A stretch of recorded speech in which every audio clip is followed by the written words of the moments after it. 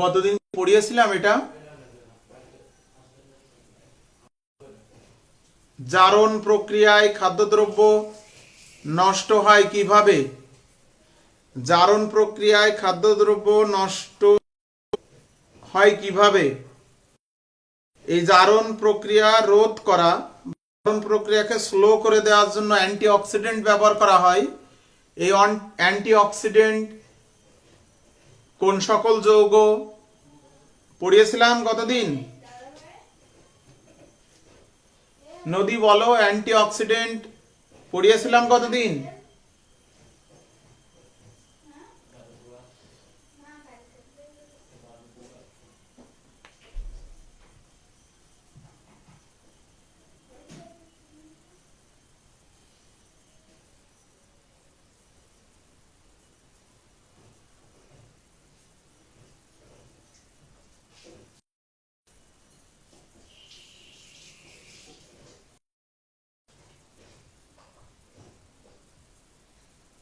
না, পড়াইনি। আচ্ছা, তাহলে আজকে আমরা কতদিন পড়িয়েছিলাম? মাইক্রোবিয়াল এজেন্ট অর্থাৎ অণুজীব দ্বারা খাদ্যদ্রব্য সংরক্ষণ আগের ক্লাসে পড়িয়েছিলাম, কৌটাজাতকরণ। আর এই কৌটাজাতকরণে আমরা অ্যান্টিমাইক্রোবিয়াল এজেন্ট ব্যবহার করে খাদ্যদ্রব্যকে সংরক্ষণের আলোচনা করেছিলাম। এখন আমরা অ্যান্টিঅক্সিডেন্ট এজেন্ট এর খাদ্যদ্রব্য সংরক্ষণ পদ্ধতি একটু আলোচনা করি। কিভাবে মাছ মাংস অর্থাৎ চর্বি এবং প্রোটিন জাতীয় পদার্থ, মাছ মাংস, তো এই চর্বি এবং প্রোটিন জাতীয় পদার্থ, এই মাছ মাংস অণুজীব দ্বারা আক্রান্ত হওয়ার চেয়ে এটা জারণ প্রক্রিয়ায় বেশি নষ্ট হয়। কিভাবে জারণ প্রক্রিয়ায় মাছ মাংস নষ্ট হয় সেটা একটু দেখি। মাছ মাংস তার মানে সেখানে আছে এটা আরএইচ বন্ড। এই আরএইচ বন্ডটাকে আমরা কিভাবে ভাঙে? অক্সিজেন দেখো,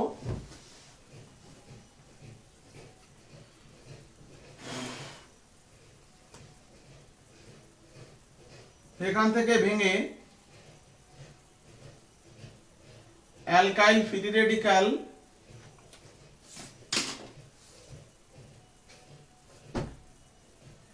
পার হাইড্রোজেন পারঅক্সি, হাইড্রোপারঅক্সি ফ্রি রেডিক্যাল তৈরি করে। এই হাইড্রোপারঅক্সি ফ্রি রেডিক্যাল তৈরি হলো, পরের ধাপে আবার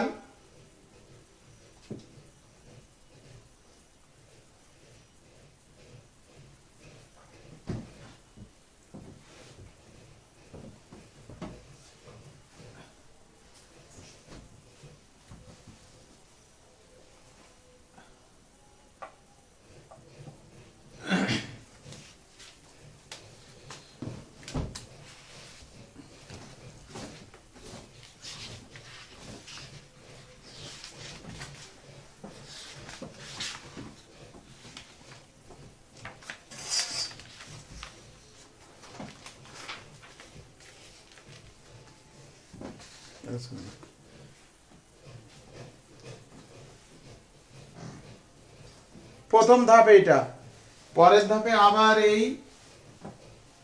আর অক্সিজেনের সাথে বিক্রিয়া করে আর ও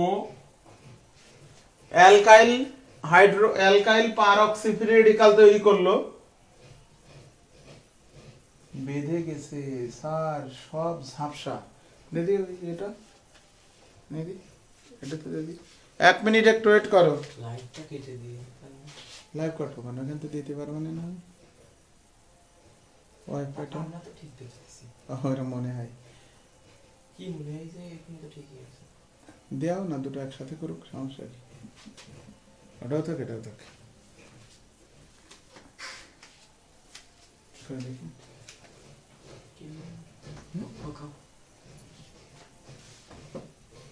দিয়ে দিছিস? হুম, এখান জোরে বলবি এখন থেকে মাস শুরু হয়। তা হোক ঘুরছে এই থামছে না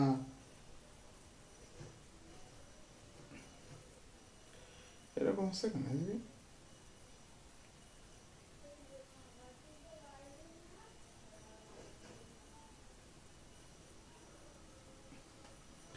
কি অবস্থা বলো?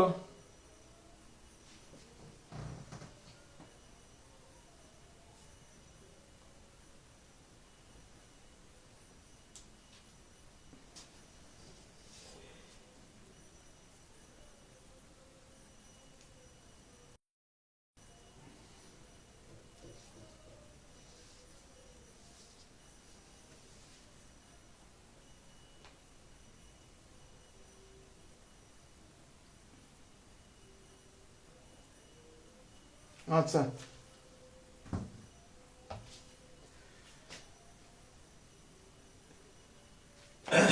এই আর এইস মানে কার্বনের সাথে হাইড্রোজেনের বন্ড দেখানো, আর মানে তেল চর্বিত একটা বৃহৎ অণু, সেই তেল চর্বিতে কার্বন হাইড্রোজেন বন্ধন আছে, প্রোটিনে কার্বন হাইড্রোজেন বন্ধন আছে, নাইট্রোজেন হাইড্রোজেন বন্ধন আছে।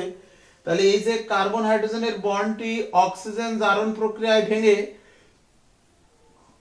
সুষম বিভাজন হলো, তাহলে অ্যালকাইল ফ্রি রেডিকাল তৈরি হলো। সে অ্যালকাইল ফ্রি রেডিকাল আবার অক্সিজেনের সাথে বিক্রিয়া করে অ্যালকাইল পারঅক্সি ফ্রি রেডিকাল তৈরি করলো। এবার উক্ত অ্যালকাইল পারঅক্সি ফ্রি রেডিকাল আবার মাংসের কার্বন হাইড্রোজেন বন্ধন ভেঙে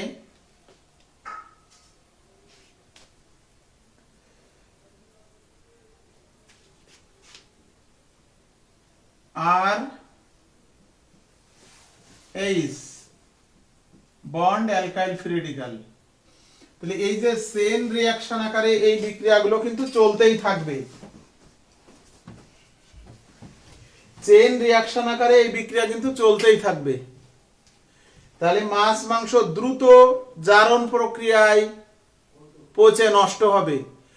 এই জারণ প্রক্রিয়ার পচন রোধ করার জন্য আমরা অ্যান্টিঅক্সিডেন্ট রিএজেন্ট দ্বারা মাংস সংরক্ষণ করতে পারি।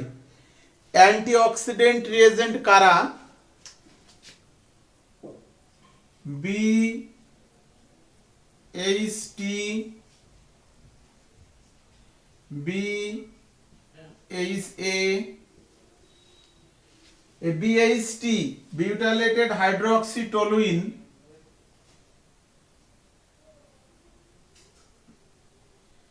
এই টলুইন, এবার এই বেনজিন বলায় হাইড্রোক্সিল মূলক থাকবে, বিউটাইল মূলক থাকবে, এইগুলো বিউটাইলেটেড হাইড্রোক্সি টলুইন। এই হাইড্রোক্সি এখানে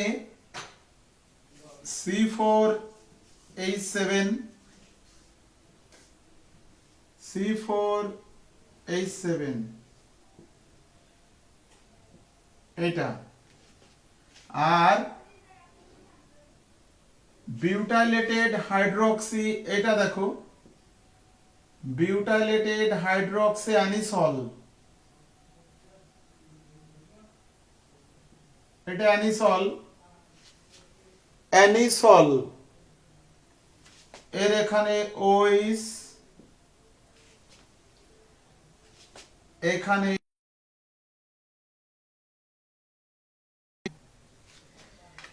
এইগুলো হলো অ্যান্টিঅক্সিডেন্ট রিএজেন্ট। এরা জারণ প্রক্রিয়াকে রোধ করে। কিভাবে এরা জারণ প্রক্রিয়াকে রোধ করে বা জারণ প্রক্রিয়াকে স্লো করে দেয়? দেখো এই যে এই বিক্রিয়াগুলোতে কি দেখলাম, অ্যালকাইল ফ্রি রেডিকাল তৈরি হচ্ছে, অ্যালকাইল ফ্রি রেডিকাল তৈরি হচ্ছে। এই অ্যালকাইল ফ্রি রেডিকাল দ্রুত কিন্তু বিক্রিয়াটাকে গতিশীল করবে, মাংস পচিয়ে কিন্তু এই যে RH বন্ড ভেঙে ফেলবে, RH বন্ড। যদি আমরা এইগুলো ব্যবহার করি, এরা সব কি অ্যারোমেটিক হাইড্রোকার্বনের জাতক, অ্যারাইল এরকম লিখতে পারি এদেরকে ARAs। যখনই এই অ্যান্টিঅক্সিডেন্ট হিসেবে এদেরকে যোগ করা হবে তখন অ্যালকাইলের সাথে এর এইখান থেকে বন্ধন ভাঙবে এইভাবে, ভেঙে আর অ্যালকাইল ফ্রি রেডিক্যালের সাথে এইচ যুক্ত হবে, মাছ মাংস পুনরায় পূর্বের অবস্থায় ফিরে যাবে। এই আরএইচটাতেই ফিরে গেল, দেখো আরএইচটাতেই ফিরে গেল। আর এই যে অ্যারাইল ফ্রি রেডিক্যাল তৈরি করলো, এই অ্যারাইল ফ্রি রেডিক্যাল এটা রাসায়নিকভাবে কি কম সক্রিয়, তাহলে বিক্রিয়ার বেগ কিন্তু থেমে যাবে, অর্থাৎ জারণ প্রক্রিয়াকে থামিয়ে দিতে পারবে এই যে এরা। এই হচ্ছে জারণ প্রক্রিয়া রোধের জন্য আমরা কিভাবে খাদ্যকে সংরক্ষণ করি, কোন সংরক্ষক দ্বারা।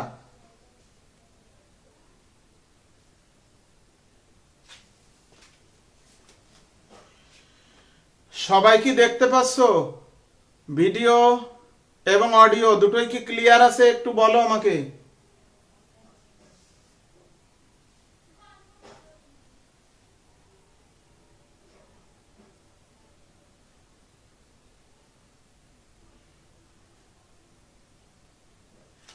হ্যাঁ, এটাই দুটো আছে, দুটো বিউটাইল, দুটো, এটা একটা।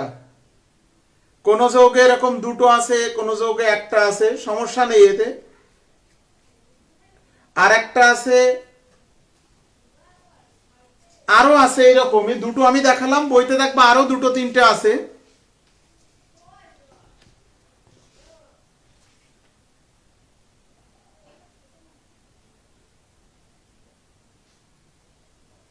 দেখতে পাচ্ছি না স্যার, ঠিক হচ্ছে আবার বেঁধে যাচ্ছে। পার্বণী ঠিক আছে, দেখো তো। এই টপিকটা আমাদের বাদ ছিল, এটা নোটের 2-এ সম্ভবত, 2-এর উমোতে ছিল সম্ভবত, এটা 2-এর উমো সম্ভবত, নোটের 2-এর উমো নম্বরে ছিল এই টপিকসটা। এটা নোটের 2-এর উমো নম্বর।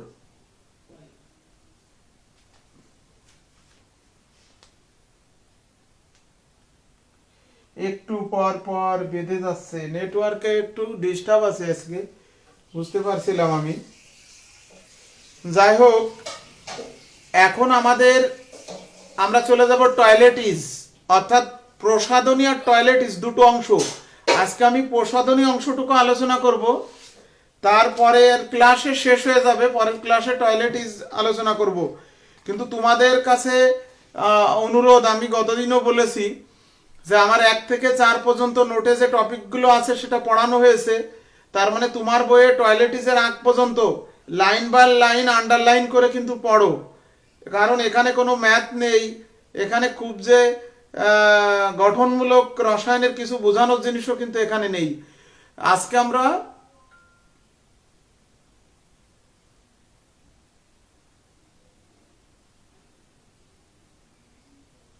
এখন আমরা প্রসাধনীর অংশটা আলোচনা করব। ত্বক দেহের সর্ববৃহৎ অঙ্গ সংস্থান হলো ত্বক। এই দেহের বহির আবরণকে আমরা ত্বক বলি। এর দুটো অংশ আছে, মৃত ত্বক, আর মৃত ত্বকের নিচেই আছে কিন্তু জীবিত ত্বক। এই মৃত ত্বক কার্নিয়াল স্তর, এই মৃত ত্বকের আর্দ্রতা অর্থাৎ কোমলায়ন এবং মৃত ত্বকের কি সুরক্ষার জন্য আমরা কিছু রাসায়নিক পদার্থ আমরা প্রতিনিয়ত ইউজ করি, যেটাকে আমরা বলি প্রসাধনী। এই প্রসাধনীর মধ্যে আমাদের আছে কি কি? Cold cream, vanishing cream, powder, সাবান আছে, সেটাও মানুষের ত্বকের পরিচর্যায় ব্যবহার করা হয়, হেয়ার জেল, লিপস্টিক, মেহেদি, এগুলো সবই এক অর্থে অনেকে বলতে পারে যে এটা একটা রূপ চর্চার সামগ্রী। শুধু রূপ চর্চার ক্ষেত্রে না, এটা কিন্তু ত্বকের সুরক্ষার জন্য আমরা ব্যবহার করি। যেমন শীতকালে আমরা বিভিন্ন পেট্রোলিয়াম জেলি ব্যবহার করি, আবার কোল্ড ক্রিম ত্বক কোমলায়ন এবং ত্বকের আর্দ্রতা রক্ষাতে ব্যবহার করা হয়, ভ্যানিশিং ক্রিম ত্বকের উপরে স্পট, ছোট ছোট দাগ বা স্পটগুলোকে ঢাকার জন্য কিন্তু ব্যবহার করা হয়।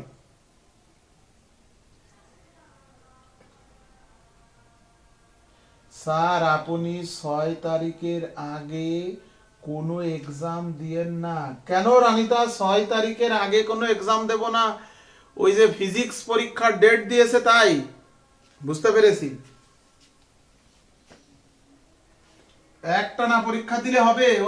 অন্য কিছু তো পড়তে হবে। স্যার তো একটানা পরীক্ষা দিয়ে দিয়েছে, 1 তারিখ, 3 তারিখ, 4 তারিখ, দেখেছি আমি।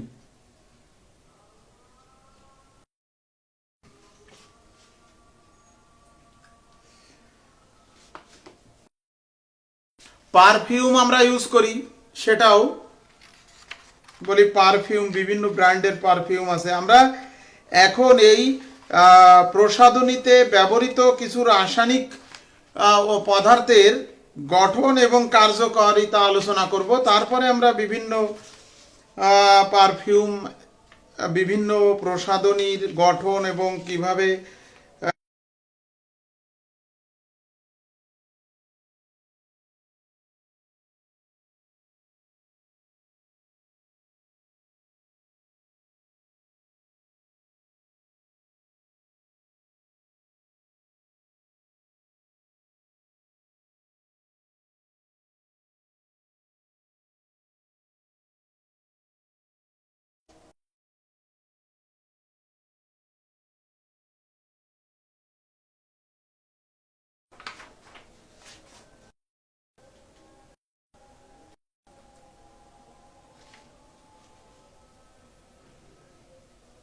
এবার পুরো বেঁধে গেছে, আবার নাকি পুরো বেঁধে গেছে, কি হচ্ছে তো এটা? আমি তো দেখতে পাচ্ছি, তাও দিচ্ছে।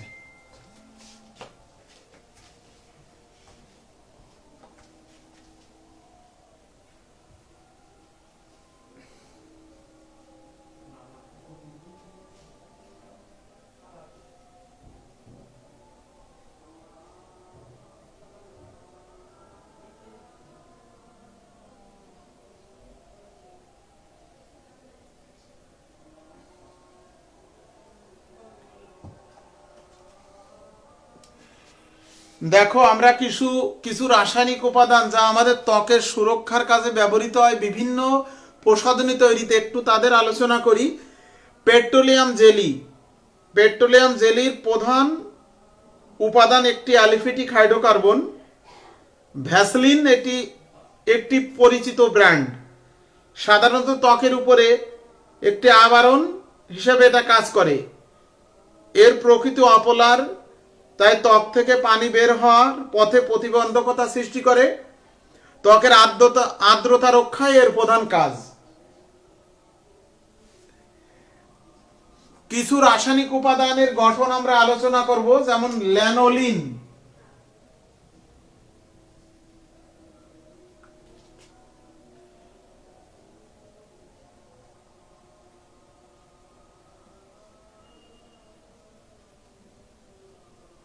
ল্যানোলিন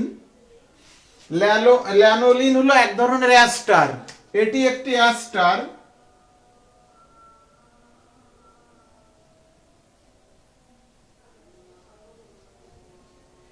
এটা এক ধরনের অ্যাস্টার যার সংকেত হলো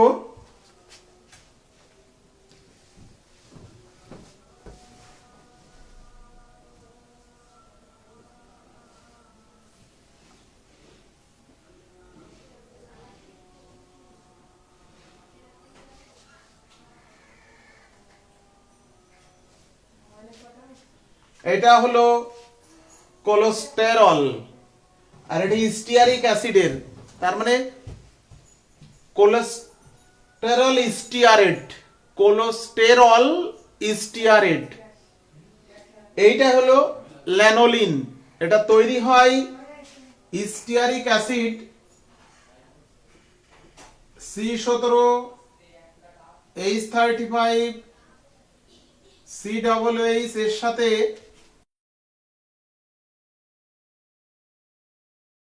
রক্তে কোলেস্টেরলের পরিমাণ বেড়ে গেছে, এটা একটা অ্যালকোহল, বৃহৎ অ্যালকোহল, দেখো অনেক বড় অ্যালকোহল, C27 H55OH, 2 কার্বনের অ্যালকোহল যেটা ইথানল, অ্যাসিটিক অ্যাসিডের সাথে বিক্রিয়া করে কি তৈরি করে? ইথাইল অ্যাসিটেট, ছোট অ্যাস্টার।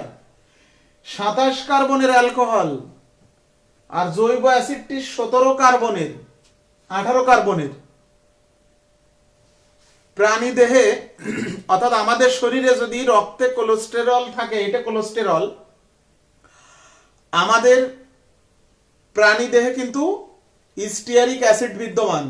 তো এই কোলেস্টেরলের মাত্রা ব্লাডে যত বাড়বে, এই কোলেস্টেরল বিক্রিয়া করে এই যৌগটি তৈরি করবে, ল্যানোলিন। তাহলে এই অ্যাস্টার বা চর্বি তোমার ধমনী তে রক্ত প্রবাহ, শিরাগুলো ব্লক হবে,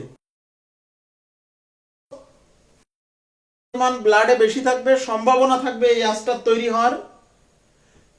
এটা এক জিনিস, আলাদা জিনিস বলছি, এটা তো আর তোমার প্রসাধনীর বিষয় না, এটা একটা জ্ঞান আর জানা দরকার যে কোলেস্টেরল শরীরে বেশি থাকলে রক্তে কি হয়, ঘটনাটা এই অ্যাস্টার তৈরি হয়, তাহলে ওই চর্বিগুলো জমে হয়। উপসংগ শেষ। ল্যানোলিন আমাদের প্রসাধনীতে কি কাজে আমরা ব্যবহার করি? ল্যানোলিন ত্বক কোমল কারক হিসেবে ব্যবহৃত হয়।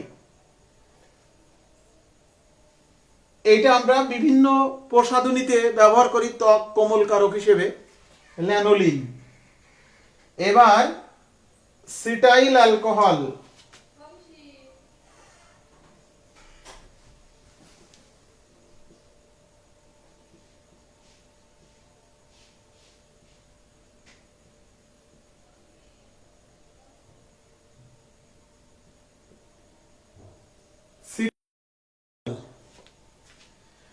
সিটাইল অ্যালকোহল হলো সংকেত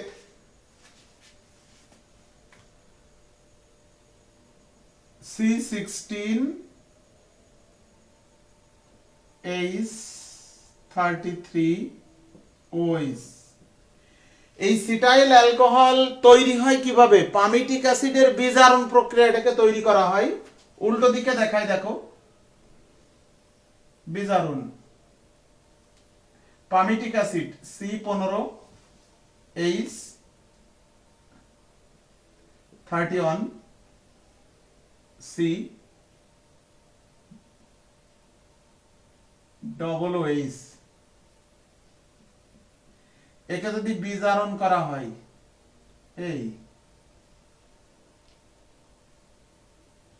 এইখান থেকে অক্সিজেনের অপসারণ হয়,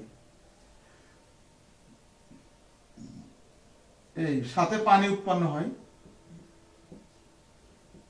এইটা হলো তোমার সিটাইল অ্যালকোহল। পামিটিক অ্যাসিডকে বিজারণ করলে, পামিটিক অ্যাসিডকে বিজারণ করলে পাওয়া যায়। আবার বেড়ে গেছে বলছে এরা। আমি তো ঠিকঠাকই দেখছি, দেখো আমি তো ঠিকঠাক দেখছি, দেখো বাড়ছে না তো, দেখো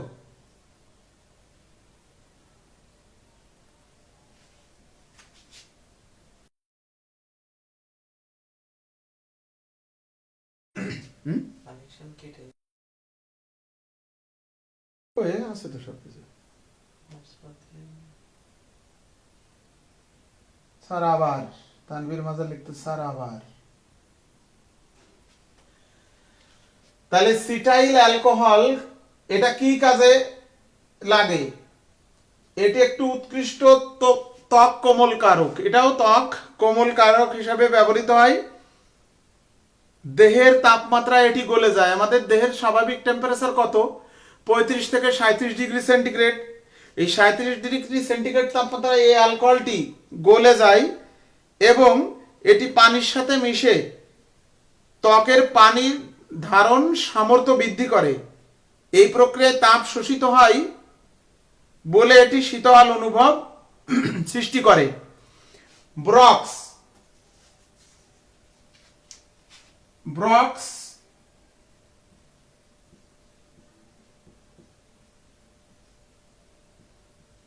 এর সংকেত হলো Na2B4O7 সাথে 10 অণু পানি ডেকা হাইড্রেটেড সোডিয়াম বোরেট আর কি। Na2B4O7 10 অণু পানি, এটা হচ্ছে বোরক্স। এটা কোল্ড ক্রিমের প্রিজারভেটিভ হিসেবে ব্যবহৃত হয়। এটা ত্বকের উজ্জ্বলতা বৃদ্ধিতে সহায়তা করে। এই ব্রক্স কিন্তু পাউডারও ব্যবহার করা হয় প্রসাধনীতে।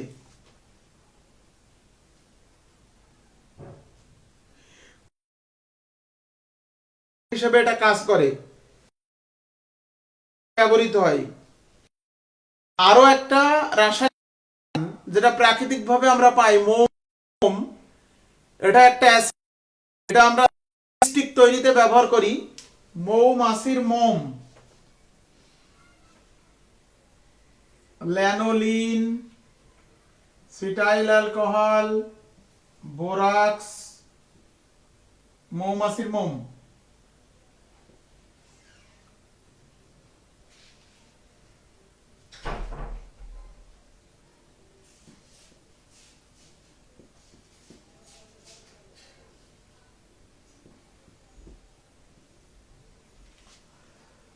এটা মাইরিসাইল পামিটেটের সংকেত হলো C15H31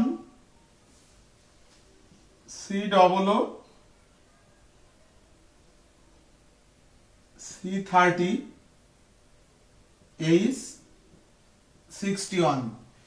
এর নাম হলো মাইরিসাইল পামিটেট। এটাও একটি অ্যাস্টার, বৃহৎ আণবিক গঠনের একটি অ্যাস্টার। এটা কি কাজে লাগে? আর্দ্র বিশ্লেষণে এটি ফ্যাটি অ্যাসিড এবং অ্যালকোহলে পরিণত হয়। একে যদি আর্দ্র বিশ্লেষণ করা হয় তাহলে এই পামিটিক অ্যাসিড আর মাইরিসাইল অ্যালকোহলে পরিণত হবে। এটি কোল্ড ক্রিমের অন্যতম প্রধান উপাদান। কোল্ড ক্রিমের ফর্মুলেশনের সান্দ্রতা অথবা নমনীয়তা সমন্বয়ের জন্য এটি ব্যবহৃত হয়। ল্যাবরেটরিতে আমরা কিভাবে ভ্যানিশিং ক্রিম, কিভাবে আমরা কোল্ড ক্রিম তৈরি করব ল্যাবরেটরিতে, সেটা আমরা এখন আলোচনা করব।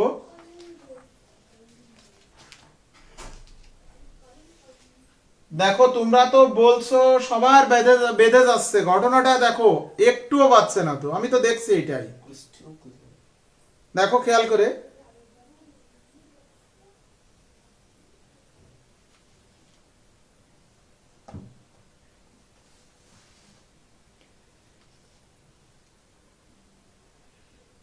কোল্ড ক্রিম কি? কোল্ড ক্রিম কিন্তু এক ধরনের ইমালশন, তেলে পানির প্রকৃতির ইমালশন। কোল্ড ক্রিম ত্বকে প্রয়োগ করার পর এটা বাষ্পীভূত হয়, সেই কারণে ঠান্ডা অনুভূত হয়। ত্বকের টেম্পারেচারে ইমালশনের বিয়োজন ঘটে এবং বাষ্পীকরণ ঘটে। এর ফলে ত্বক শীতল অনুভূত হয়। ত্বকের শুষ্কতা রোধের জন্য আমরা কোল্ড ক্রিম ব্যবহার করি। ত্বকের কোমলায়ন বৈশিষ্ট্য রয়েছে এই কোল্ড ক্রিমের। ত্বকের পানি শূন্যতা রোধকে, পানি শূন্যতা যে এটা রোধ করে আর কি কোল্ড ক্রিম। আর ভ্যানিশিং ক্রিম কি? ভ্যানিশিং ক্রিম হলো, অর্থাৎ পানিতে স্টিয়ারিক অ্যাসিডের সাসপেনশন, পটাশিয়াম স্টিয়ারেট দ্বারা এটা সুস্থিত থাকে। ভ্যানিশিং ক্রিমের কিছুটা কোমলায়ন বৈশিষ্ট্য বিদ্যমান। একে ভ্যানিশিং ক্রিম কেন বলা হয়? ত্বকের উপরে ঘষলে বা লাগালে এটা অদৃশ্য মনে হয়, কিন্তু ত্বকের উপরে একটা সূক্ষ্ম প্রলেপ সৃষ্টি করে। তাই ত্বকের উপরে যদি ছোট ছোট স্পট থাকে সেগুলো কিন্তু ঢেকে যায়। এই ভ্যানিশিং ক্রিম এই কারণে বলা হয় যে ত্বকের উপরে লাগালে সেটা আর দেখা যায় না, অদৃশ্য, তাই ভ্যানিশিং। ভ্যানিশ হয়ে যায় মনে হয়। এবং ছোট ছোট স্পটগুলো একটু আগে তুমি কি বলছিলে, বা তোমরা তো চ্যাট করছো নিজেরা ভালোই, আমার কিন্তু একটুও বাজছে না, আমি যে ফোনে দেখছি একটুও বাজছে না কিন্তু এখন। আগে ছিল সমস্যা, তো এখন তো সমস্যা নেই। তাহলে এই কোল্ড ক্রিম এবং ভ্যানিশিং ক্রিম কিভাবে তৈরি করা হয় একটু বুঝতে হবে। যে প্রথমে আসো ল্যাবরেটরিতে ভ্যানিশিং ক্রিম প্রস্তুতি। ভ্যানিশিং ক্রিমে কি কি উপাদান লাগে দেখো।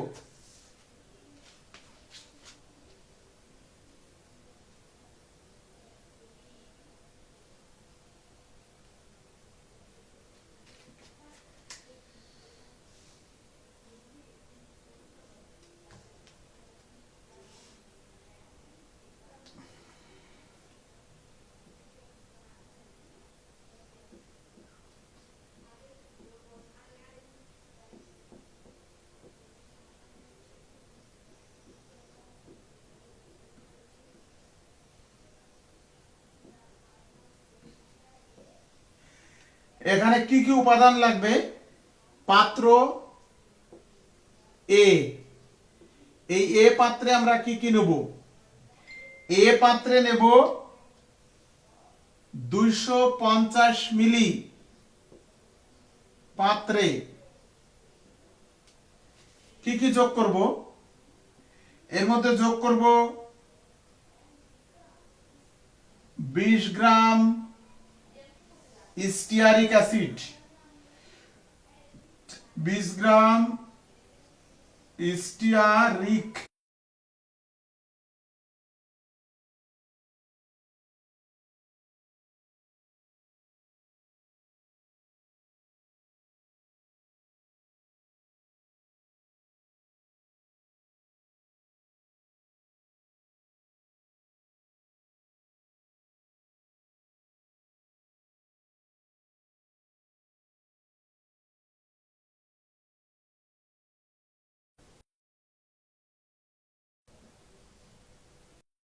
গলিয়ে।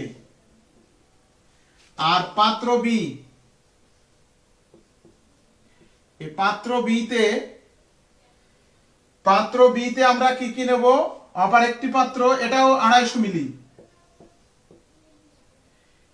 এই পাত্রে আমরা কি কি নেব দেখো। এই পাত্রে আমরা নেব গ্লিসারিন,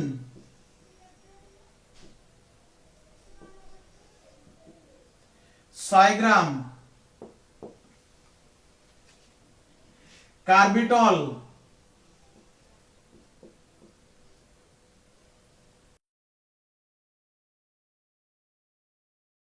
আর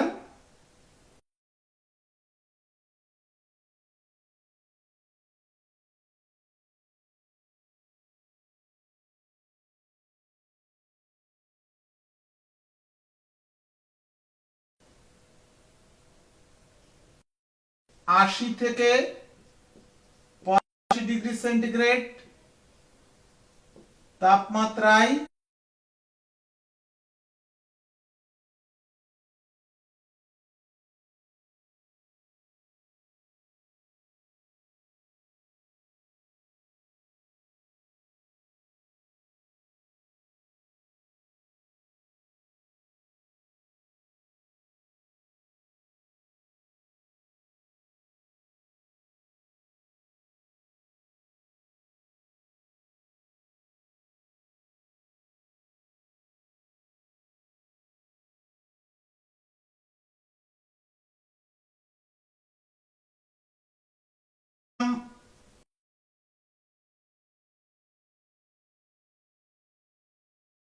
গ্রাম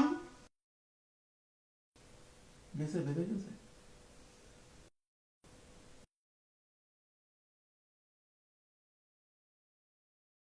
সোডিয়াম কার্বনেট। তাহলে এইবার এই দুটো এই মিশ্রণকে ঠান্ডা শীতল করব।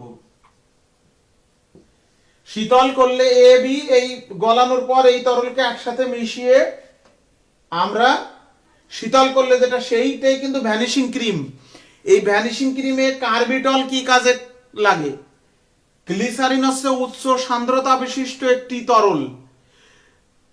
যাদের ত্বক অয়েলি সেখানে কার্বিটল যোগ করতে হবে, আর শুষ্ক ত্বকের ক্ষেত্রে কার্বিটল যোগ না করলেও হবে, কারণ গ্লিসারিন হলো ত্বকের উপরে গ্লিসারিন চটচটে ভাব সৃষ্টি করে, অর্থাৎ অয়েলি ত্বকের ক্ষেত্রে কিন্তু গ্লিসারিন ব্যবহার করার সাথে যদি কার্বিটল ব্যবহার না করি তাহলে ওই কোল্ড ক্রিমটি কিন্তু ভালো হবে না।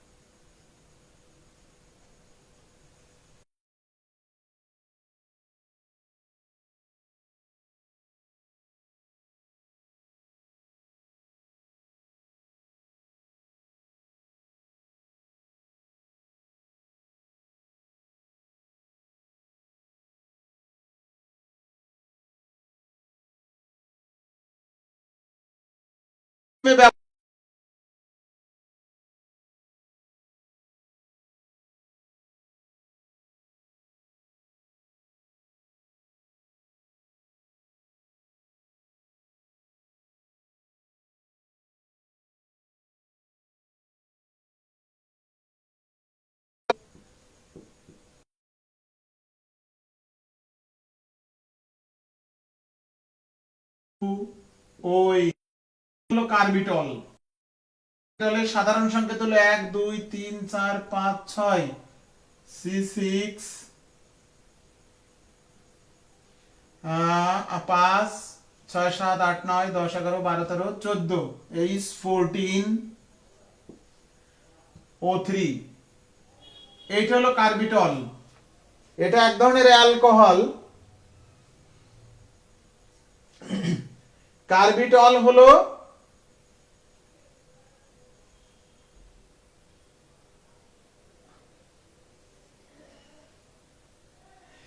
ভ্যানিশিং ক্রিম প্রস্তুত করতে গেলে আমাদের মূল উপাদান হলো স্টিয়ারিক অ্যাসিড, গ্লিসারিন, কার্বিটল আর কিছুটা পটাশিয়াম হাইড্রোক্সাইড আর সোডিয়াম কার্বনেট।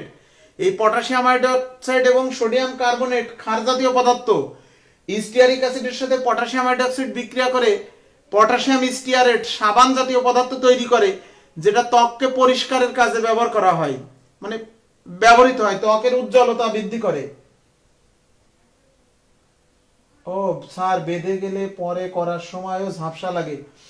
আচ্ছা ঠিক আছে, তাহলে একটা কাজ করি, আজকে যেহেতু নেটওয়ার্কের সমস্যা, তোমাদের আমি বাড়ি পড়া দিয়ে দিই, সামনে না এগিয়ে নোটের 5 নম্বরে যে টপিকস গুলো আছে এই টপিকস গুলো পড়ে ফেলো। অর্থাৎ প্রসাধনী সামগ্রীগুলো প্রস্তুতি তোমার বই থেকেও তুমি পড়তে পারো। Perfume, vanishing cream, cold cream, powder যেটাকে আমরা বলি ট্যালকম পাউডার, ট্যাল্ক থেকে ট্যালকম পাউডার এসেছে। পাউডারে একটি রাসায়নিক উপাদান ট্যাল্ক ব্যবহার করা হয়, সেটা ম্যাগনেসিয়াম, সিলিকন আর oxygen. Magnesium oxide, silicon dioxide এর একটা কমপ্লেক্স থাকে ট্যাল্ক। ট্যাল্কের রাসায়নিক সংকেত প্রায় আসে, ট্যাল্ক কি, ট্যাল্কের রাসায়নিক সংকেত লেখো। তাহলে তোমরা লিপস্টিক প্রস্তুতি পর্যন্ত পড়ো, তার মানে এইগুলো পড়ে ফেলো। নোটের 5 নং সব, এই নোটের 5 নং সব প্লাস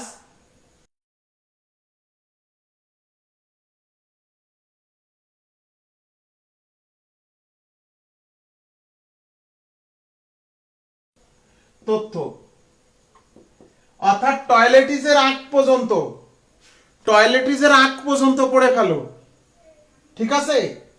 হ্যাঁ, আমিও বুঝেছি, আমারও এখন বেঁধে গেছে। তাহলে এই পর্যন্তই থাক আজকে।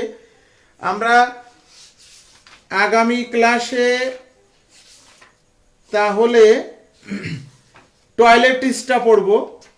আমাদের মনে করো এই কোল্ড ক্রিম তোমরা এই পর্যন্ত পড়ে ফেলো, লিপস্টিক, তারপরে আছে ট্যালকম পাউডার, এই যে ট্যাল্ক, ম্যাগনেসিয়াম সিলিকন অক্সাইড এর একটা যৌগ, ম্যাগনেসিয়াম অক্সাইড, সিলিকন ডাইঅক্সাইড আর পানি। ট্যাল্কের সংকেত প্রায় আসে। যেহেতু নেটওয়ার্কের একটু সমস্যা আজকে, আসলে সবারই সমস্যা হচ্ছে, শুধু আমার না, তাহলে এই পর্যন্ত আজকে থাক। সিরাজুম মনিরা, অলোকানন্দ, এখন আসলে কিছু করার নেই, আমি বেঁধে গিয়েছি, তোমরাও বেঁধে গিয়েছো, এ পর্যন্তই থাক আজকে।